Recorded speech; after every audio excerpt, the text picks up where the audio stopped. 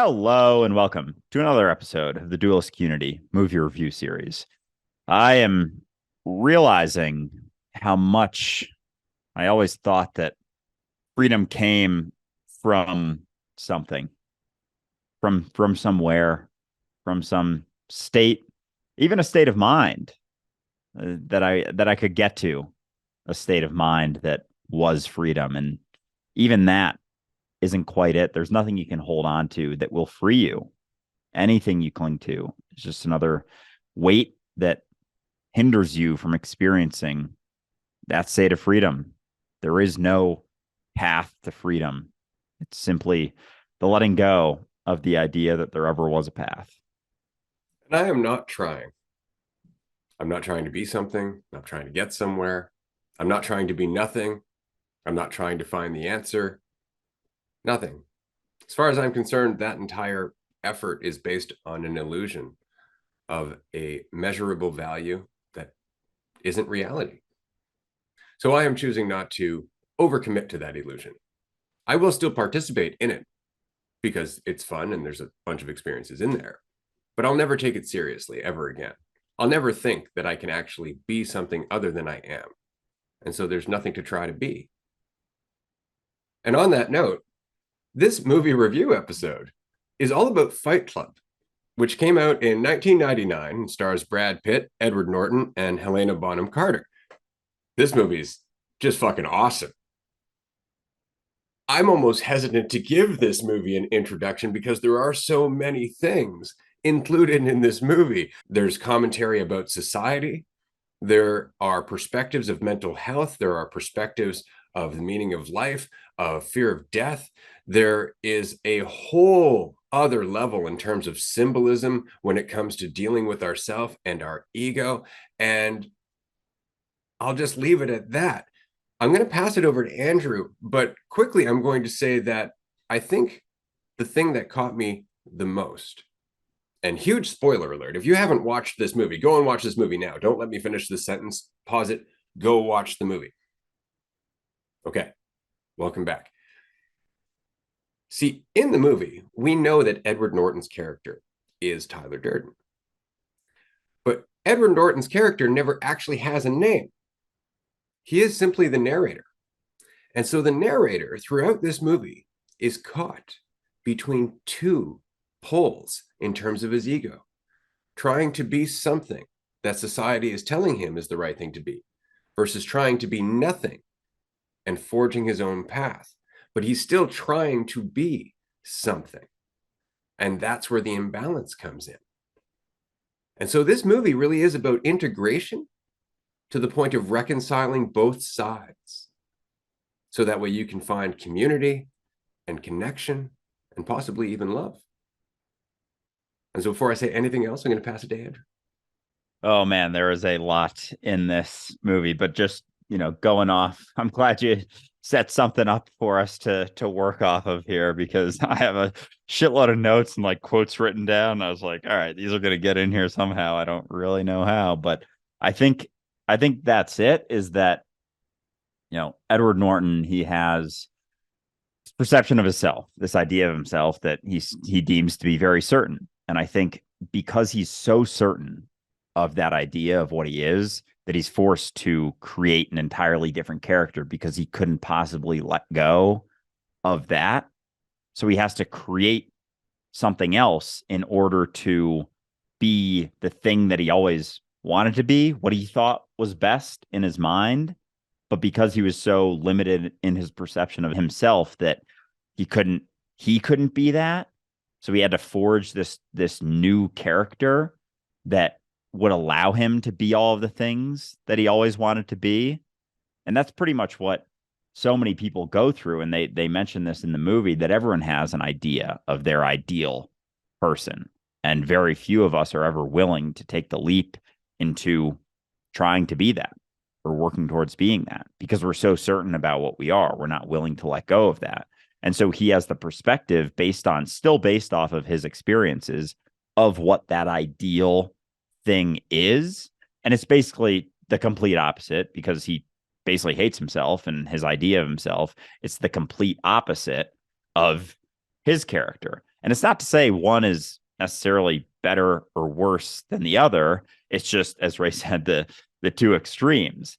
I think I think Tyler is more willing to be the flow of reality and be what he perceives needs to be done based on his perspective of what society should be, but it's still based on his perception. And so he creates the whole character of Tyler Durden in order to almost avoid the responsibility for being that. He was able to foist it onto some other character that he couldn't possibly be. And the reality of both of them is that they aren't it.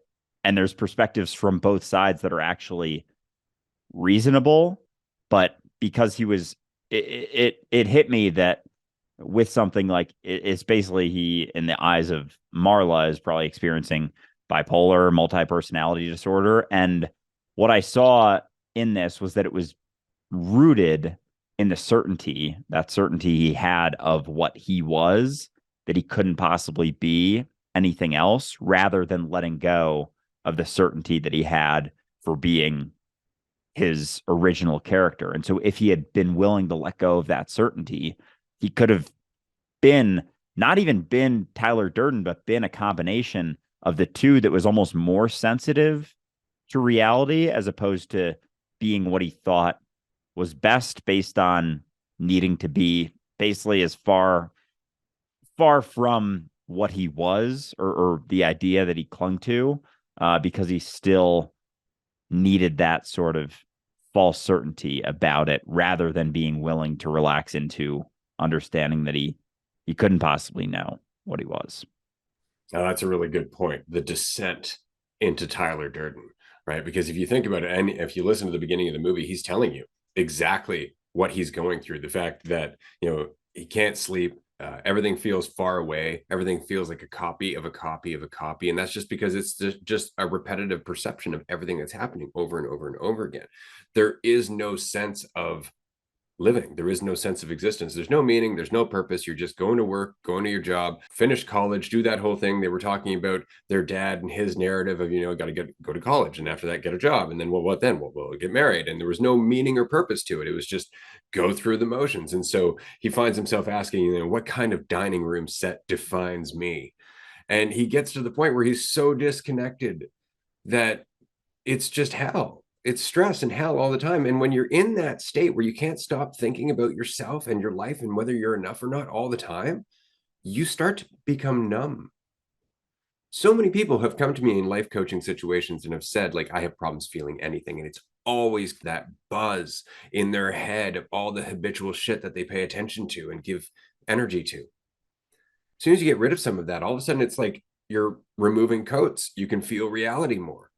So Edward Norton's character is so lost that he can't feel anything. He can't feel anything except the ongoing fatigue and lack of hope. And then all of a sudden he goes to these groups, these survivor groups. And it's so interesting because in that he sees other people who are feeling. And they look at him as though he's worse off than he really is. And so they feel empathy for him, but it's not real. So he's feeling connection, but he's not actually there to connect. Like, he's basking in the attention and the love and all the emotions and all that, but it's not genuine for him. Without them to validate the story of who he is, it becomes meaningless. So it becomes an addiction. And that's why Marla messes up the whole thing when she starts coming to the events, because now he doesn't feel like he can just lose himself in the experience anymore. Now he's back to thinking about himself compared to Marla. Now he's back to thinking about himself and the fact that he's just as guilty of being a fake as she is. And so all of a sudden that buzz is back and he can't think anymore and he can't sleep anymore and he can't live anymore, and that whole thing. And that's what that was. So he's at such a point where he just can't live his life that Tyler Durden comes into existence. And what's interesting is what Tyler is representing is more real than what he has been experiencing, in that it is physical pain. as opposed to psychological pain. And so in Fight Club, he is finding a way back to reality on a deeper level to some degree, despite the obvious consequences. That is a very good point. I did not think of that, that it's almost like Edward Norton is embodying psychological pain and Tyler Durden is embodying physical pain. So it's not to say that one is necessarily better or worse than the other, but one is closer to reality. And it's still almost a crutch in a way to experience reality. Like it becomes a sort of need and just another addiction, like being lost in his thoughts that drive him to going to all of the self-help groups that allows him to feel that and feel the things that he isn't able to feel when he's so caught in his narrative, in his idea of himself. And that, I think there was a quote in one of the groups when it's like people are kind of dying and it's about close to death, and it says when people think they're dying, they listen instead of just waiting for their turn to speak. And that one hit, because when you don't think you're dying and you think you're just going to go on forever, you're constantly reinforcing the idea of yourself. And through speaking, you're able to reinforce that idea through your perspectives, through your judgments, through your opinions. And listening for the sake of listening is almost like a death, because you're not there so much when you're listening. You're being the person that's speaking. You are speaking as the other person. And so there isn't the perspective of you there so much anymore. And so I found that quote very interesting, and how often we are just so caught up in the next thing that we're going to do and what it's going to mean about you. And I can't possibly listen, because if I listen, I may not know what to say, or I may not know what the best thing to respond with is. And I have to reinforce the idea of myself through responding in a specific way, and not even in a good or a bad way, but in the way that's closest to what I think I am, and that reinforces the idea of myself that I cling to. And so actively listening, or actually paying attention to someone, is through a dropping of yourself. Like if you're actually with someone, you aren't there. The idea of you isn't there as much. And so I found that to be very interesting. And I see now the parallel with the groups is that he was able to drop that idea of himself, because it's like he wasn't even trying to get somewhere. Like it wasn't caught up in the carrot and stick mentality. He was just able to be there and almost like be free in himself in a sense, but he felt like he needed that. And as you said, so when Marla came around, it's like that idea came back, and all of a sudden comparison came back, because he was now there in the idea of himself, and he was comparing how he was responding to people to how Marla was responding to people, how other people were responding to him, to how other people were responding to Marla. And so his idea of himself came back, and therefore everything about that came back as well, as opposed to being able to exist without that so much, because he felt like, he needed those things in order to drop the idea. And then eventually Tyler Durden comes around as another way to avoid that, to drop the idea of himself, to be something else. And so he didn't need those groups as much anymore, because he had the narrative of Tyler. It's interesting because at one point in the groups, as he is basking in the emotion and the attention that he's getting, and while it is the lessening of his narrative to a large degree, there is this obvious narrative that he has to maintain, which is obviously the fact that he's pretending that he's dying.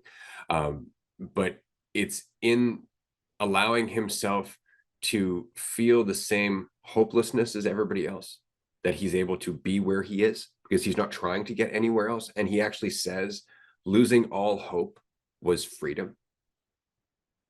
And so he's disconnecting from the narrative by pretending he's going to die. And there's value there. But when he is meditating and he goes into his cave and he sees his power animal, and the power animal's like, slide. play. Play. Now that there's nowhere to go, now that you've lost all hope and you're here, play with it. But he wasn't able to do that. As soon as Marla came in, he was back in the mess, back in thinking about everything that he was going to do, overthinking everything, literally planning the conversation he was going to have with Marla, like probably for days before it actually happened. She actually said, like, I watched you planning this. Is it going well for you?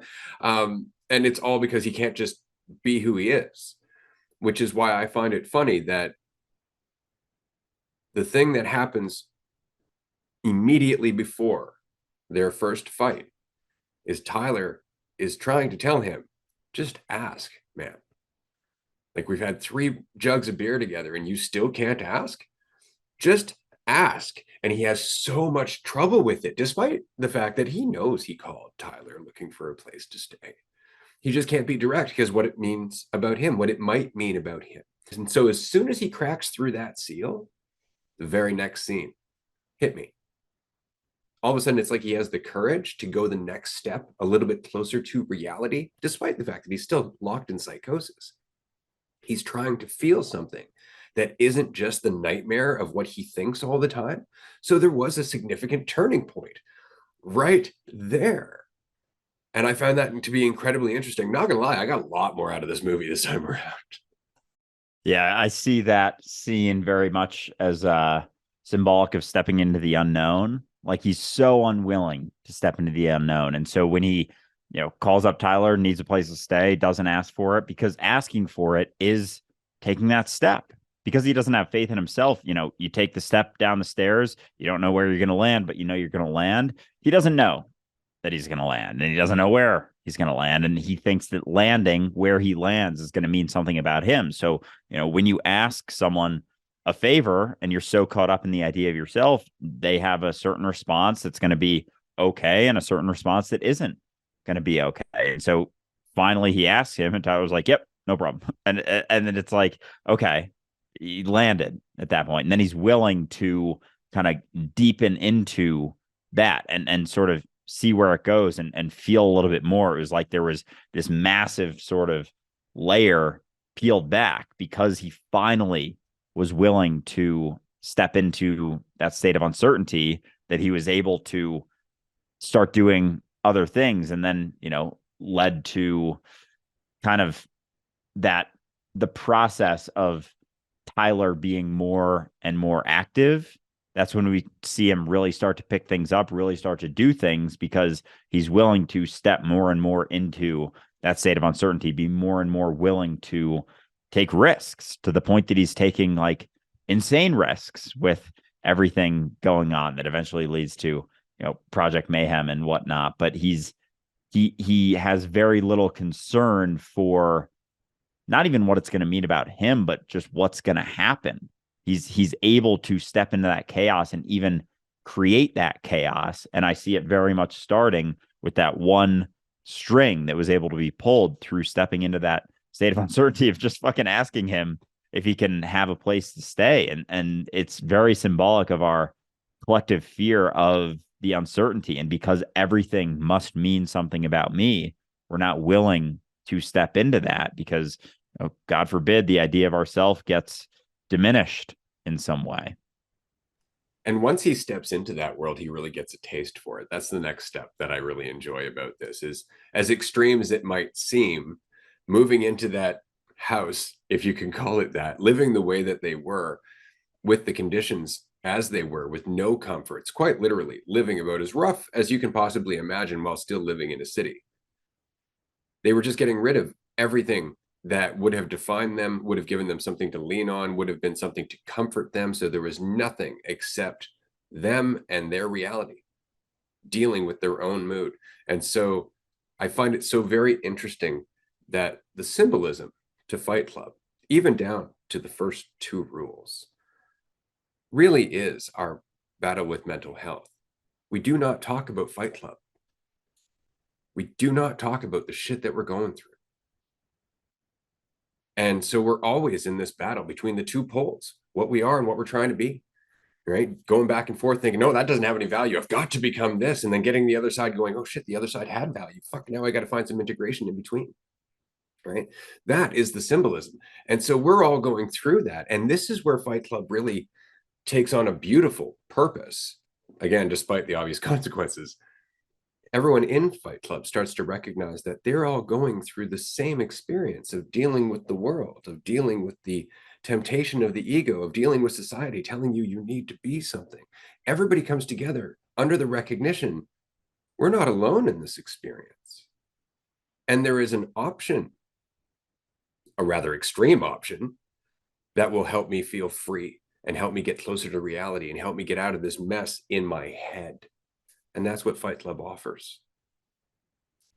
In that way, it's not really that different from dualistic unity, except that we're not going to teach you how to fight one side or the other side of your ego. We're going to talk to you about how to see beyond them so you can reconcile them and they can work for you rather than pulling you back and forth. Yeah, I'm glad you brought that bit up because I definitely saw some parallels to Dualistic Unity without, the extreme violence and all the blood and all that shit, but very much so that, as you said, with mental health, it's like something for so long that we've suppressed and avoided because we think it means something about us. And that was one of the most freeing things I've ever recognized was that everyone's going through shit. Everyone's going through shit. Everyone is dealing with the idea of themselves and thinks that that means something about them. And so when I started to realize, and this was years ago, that everyone is going through shit, I started to feel a little bit more okay with the idea that I was going through shit. Like, I think for a while, people think that they're the only ones going through stuff. Like, they're the only ones who deal with this type of insecurity or that type of insecurity or blah, blah, blah, blah, blah, because no one's fucking talking about it. No one's saying, oh, yeah, I get nervous too. Oh, yeah, I worry about stuff too. Oh, yeah. Oh, yeah, I do that too. That happens to me all the time. And we don't talk about that because we think that we're almost dropping our guard, letting our guard down. We're diminishing the idea of ourself in a way by saying that we deal with these things. And yet we all do. And we're all trying to avoid that. And so in Fight Club, when everyone starts to realize like, oh, this thing's kind of fucked up. Oh, I'm, the quote, I'm making money doing something I hate to buy things I don't need to impress people I don't even like. And everyone's like, oh shit.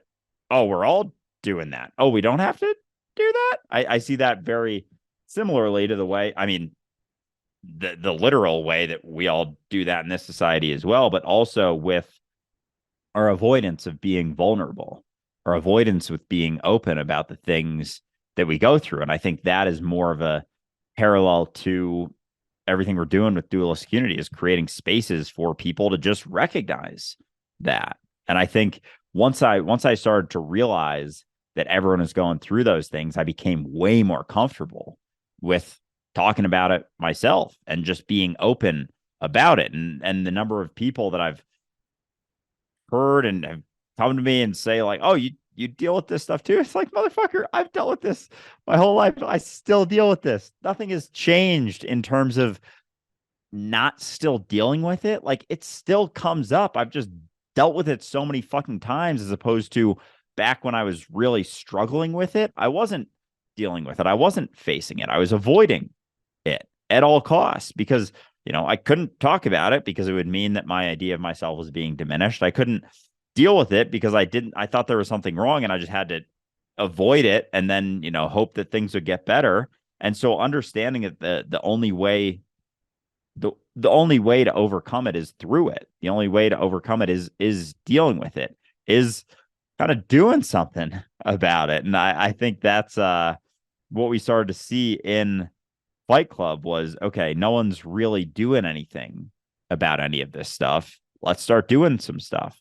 Let's start making some waves, making some ripples. And I think it's very much from, the external perspective of making waves, as opposed to what they didn't recognize was the internal waves. That's more our focus, is that shifting mentality in one collective mind, that shift in my mind. I think that's what they didn't quite see, was the potential of that and the serious impact of that. Because throughout this, and this is, I know, jumping ahead, but in everything that they do, in the culmination of everything, as much of an impact as that's going to make, it's focused on the branches, it's focused on the leaves as opposed to the root mentality shift. And yeah, it'll make an impact, everything they did, but they missed out on the potential impact they could have made through just letting go. And obviously there were impacts through, the way they did everything, the internal impacts in that collective mind. But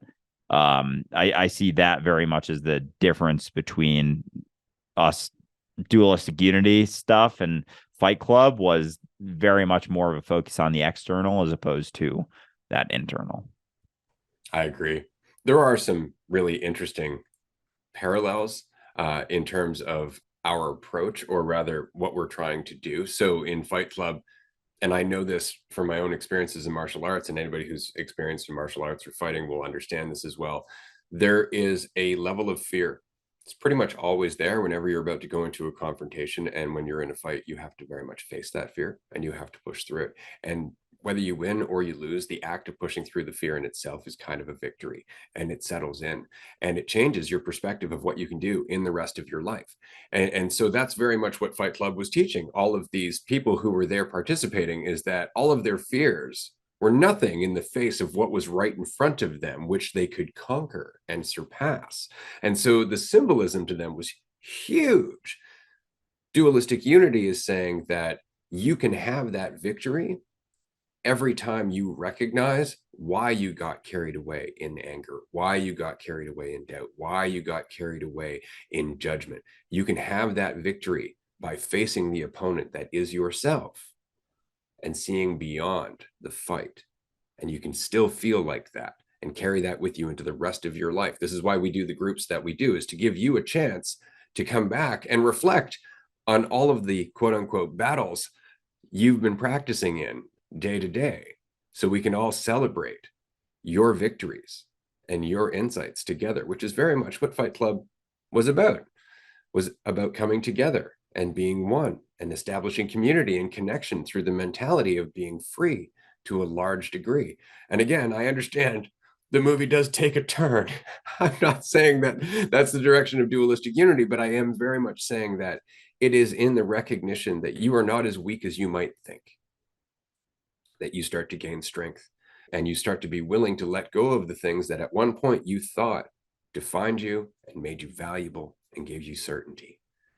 And in that, rather than having your apartment blown up, you can just detach from the things that you have attached to. Tyler actually says, the things we own end up owning us. You don't have to let that happen. You don't have to get rid of all of your stuff and live in a condemned building for that to be the case. You can recognize that what you're really letting go of is the idea of yourself and the fact that it has ever given you any value whatsoever. That's that courage. And at that point, this is another line I like from Tyler, it's only after we've lost everything that we're free to do anything. You don't physically have to lose everything. You just have to lose your belief that you need those things. I had that one written down too. And just one more, because I know we're going to keep moving on with this, that I really liked was from Edward Norton. I loved all the furniture that was blown up. It wasn't just stuff, it was me. And that was like, that just solidified how much it was about that idea of himself. Like he saw all the furniture, all the stuff he had as him, whereas Tyler is very much saying all of the opposite. When he's talking to all the guys that come to the house, the basically army that he's building, he says, and covers a bunch of things, but like, you are not the car that you drive, you are not the job that you have, you are not the money in your bank, you are not the clothes that you wear, you are the all singing, all dancing crap of the world. And that is very much through the process of that sort of house coming together. It's like a organism, and they even say that it kind of acts on itself, and it's like reality just acting and doing all the things, because through letting go of all the things that you believe you to be, you're left with what you are, and that's all that you've ever been. And we just, as a society, have attached to all of these things and what they mean about us. And it's very symbolic of just that entire idea of us. And you have to be willing to let that go. And in the movie, they take it to the extreme, and it's not something you have to do. You don't have to go to the extreme of losing everything. It's just about letting go of that attachment to the idea that any of it ever meant anything about you, because it never did. And I think they're able to get that message across very well in this, that they become kind of identityless in a way, and in that state they're free from all of the attachments, and therefore free to be anything. And it's very much pushed in a specific driving way, but they're capable of so much more in that state of freedom that they ever thought possible. And I want to talk a bit about Project Mayhem, because while I understand that Tyler really is embodying a vision that he has for everyone of another level of freedom, like just what he does with the grocery store clerk in terms of taking him out back, putting a gun to his head and saying, I'm going to kill you unless you go back to school and become a veterinarian. That is on its face absurd. But you can see what he's trying to do. The very next day, he's going to feel better about his life than he's ever felt before. Now, do you need to go to that extreme to make somebody have that moment of self-reflection? No, because, and I hesitate to say this, the fact is that a gun to someone's head isn't always going to wake them up. I wish it were that simple. But you being free, you smiling readily, being authentic, not holding on to any resent, not bringing things with you into each and every conversation that you have, you can change a person's entire day. And that one moment can change the balance of their entire week. And that one moment can change the balance of their entire life. And it is really that simple. It's not about these extreme actions in the world to create change, because that is just as much the desire for control. And there's a consequence to it, because as much as Tyler was trying to do good, he was also creating a shit ton of trauma. So you got to consider that as well. But what's interesting about Project Mayhem, before I get into the problems with it, is the level of commitment that went behind it. Because up until Project Mayhem, it really was just about each and every person in Fight Club being free. After that, it became about a collective action from within that freedom. But when it became a collective, it started to lose that freedom. So at first, it was great. Like, I love the scene where they have to sit out on the front step for 3 days with no encouragement whatsoever, to show this really is something that is meaningful to them. You and I often talk about the conviction on this path that is required to truly go beyond just wanting to feel better. It's very much that, except it's not 3 days. It's your whole goddamn life. Nobody's going to be supporting you most of the time, and you have to be okay with that. This actually has to mean something to you. So I thought that that was great. I also really appreciated the sentiment that if you are not ready to sacrifice yourself for something greater, don't get involved. I agreed with that to some degree. But here's where I thought Project Mayhem went off the rails. The first 2 rules changed. Now the first 2 rules were, we don't ask questions. That's yeah, and that's the shift right there. Is it went from not talking about it to obedience. Basically went from freedom to obedience, because there was that idea of control and that idea for the need for something to happen in order for change to be made, as opposed to recognizing that the change was always happening. The change was actually happening more clearly as reality during Fight Club, when the first 2 rules were just don't talk about Fight Club.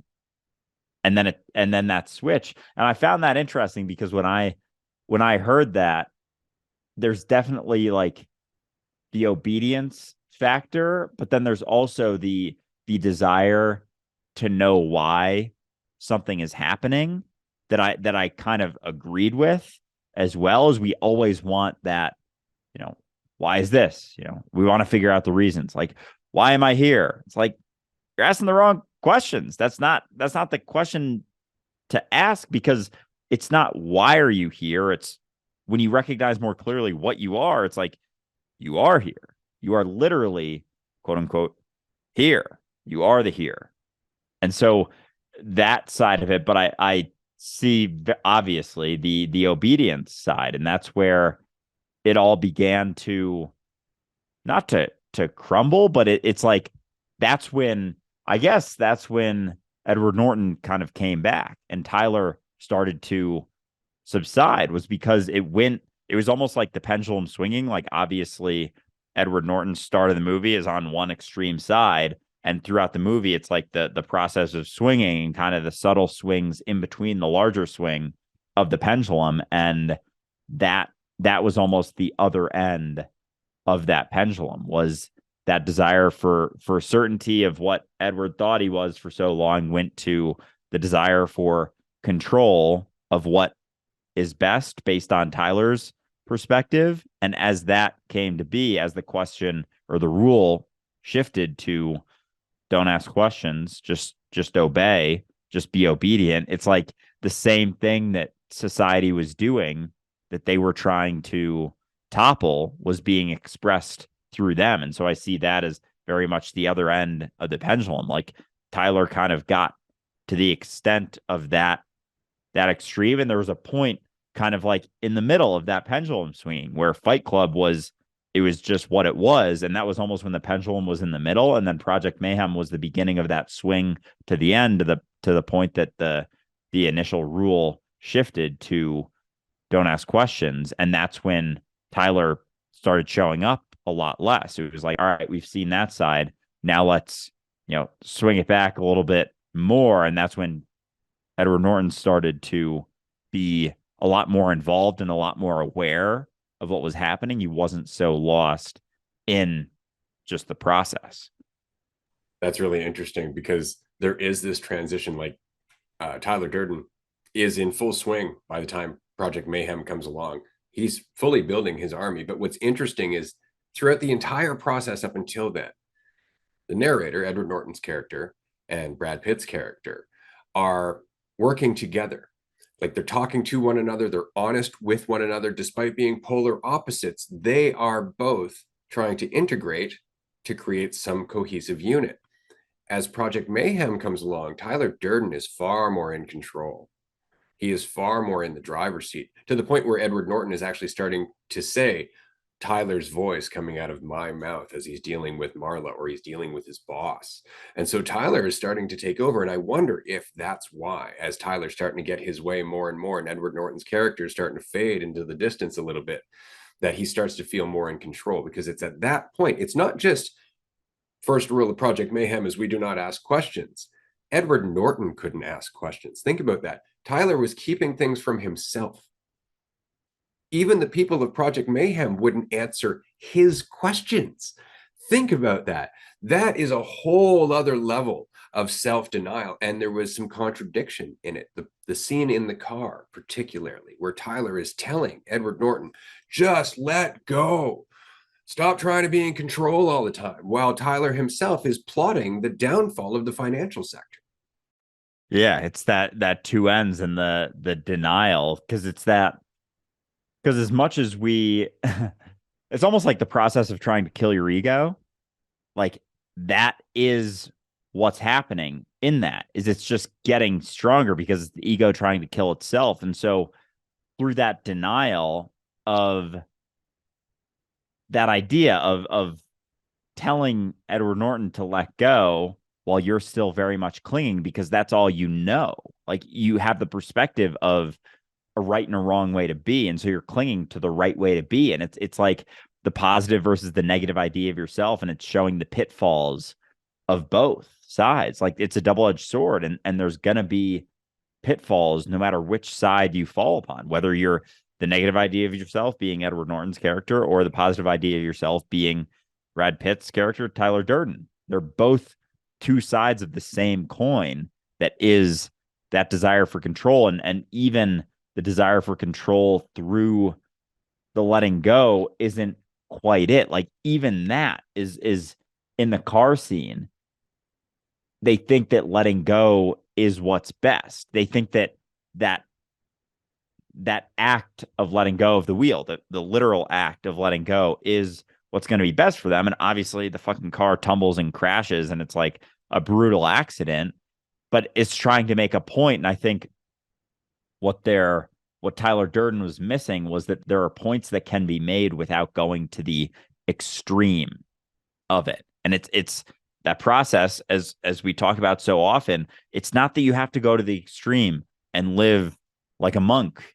You can just let go of your attachment to the things as meaning anything about you. There's nothing wrong with wanting a thing. You know, you want to get a bigger house because you just want a little bit more space to move around. Awesome. If you think it means something about you, though, that's the letting go of it. It's not to say that you don't have to go, pull a ray and live in the forest for 8 months. There are benefits to it. There are things that you will inevitably learn from it, but it isn't necessary. And I think that Tyler got very caught up in thinking that there are things that are necessary to do in order to get something. And there was still that certainty. There was still very much that control in that desire and in that perspective. And I found it so funny because after that crash, Tyler very appropriately says, and I don't think he realizes how funny it is, because he calls it a near life experience. And had he let go of the need to prove anything, it would have just been a life experience.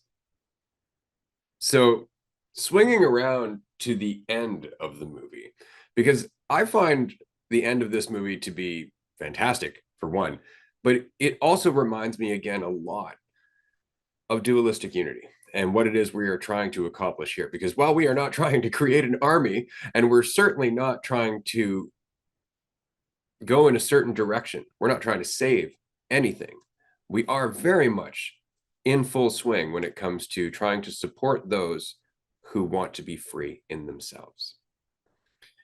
And I love the story here. I love how everybody in Fight Club was in it because it was important to them. I think it's sad that it ended up getting twisted into Project Mayhem simply because Tyler didn't have faith in the people who had helped create Fight Club, who were in fact the reason any of it was working to begin with. All of a sudden it became about Tyler's ambition. And so I find that to be an incredible part of the movie that we are certainly hoping to avoid. We really want to be informed by all of you. We really want this to grow as you grow. And so I learned a lot from that. And what I loved about the end of the movie was that the two sides had to reconcile. The narrator, Edward Norton, had to finally take responsibility for the consequences that were being created by the polar opposite egos that he was oscillating between. Because while Tyler was more free and had less limitations, thinking that he could do anything, he lacked empathy for the people that were still locked in the world that Edward Norton had been suffering through. He almost judged them for not having the courage, not having the strength. And so Edward Norton's character, where he came from the beginning of the movie, was invaluable to balance out the drive that Tyler Durden had. Because Tyler got to the point where he didn't care if they had to kill Marla. The one point of true human connection that he had throughout the entire story. Whereas Edward Norton's character very much loved Marla. And so I like the end of the movie where he does the symbolic gesture of destroying the dichotomy, of getting rid of the reliance on that character, and thus the reliance on himself being the polar opposite to that character. He gets rid of both characters in that one symbolic action. He takes responsibility and he says, "My eyes are open." And what does he find at the end after that hell of being one person or the other person, going back and forth, is over? He finds that in authenticity, he has a woman that he loves and a community of people that support him.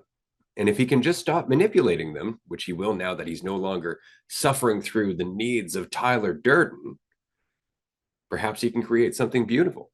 And at the end of the movie, they do kind of wipe the financial slate clean. So it certainly had me wondering where that might go after the fact. I can't help but think to myself, what was the world after that? in that specific universe, because admittedly, it's not that easy to wipe the financial slate clean. That was in 99. It was an oversimplified idea, but it's a beautiful idea.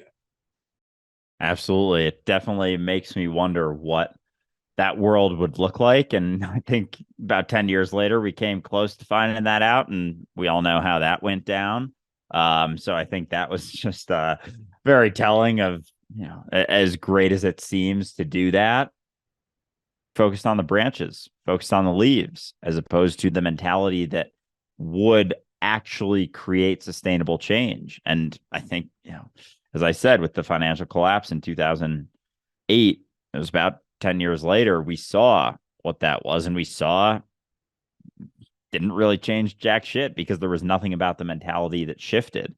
And so with towards the end, with the sort of reconciliation of being what he always was, you very much saw that Tyler was still avoiding a lot of things. He wasn't willing to experience that empathy almost. And I see that with people out of a fear for looking back at what you experienced, because you're starting to see it in everyone else. You couldn't possibly face that ever again. So you just kind of suppress it and avoid it. And as opposed to being able, kind of like the yin and the yang, it's avoiding just an entire color because you see that as a certain negative perspective, or you have an opinion of what that is, when you don't understand that there's both sides are very much necessary. They very much inform each other. And so we saw, both sides of it through